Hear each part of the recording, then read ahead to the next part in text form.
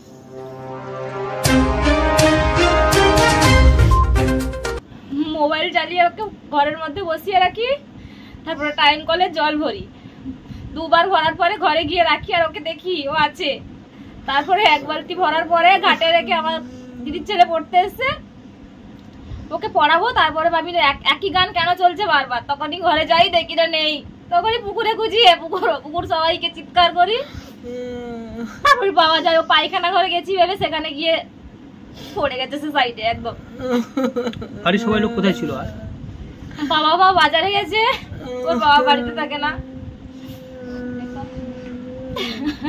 আপনার নামটা? মৌমিতা মণ্ডল।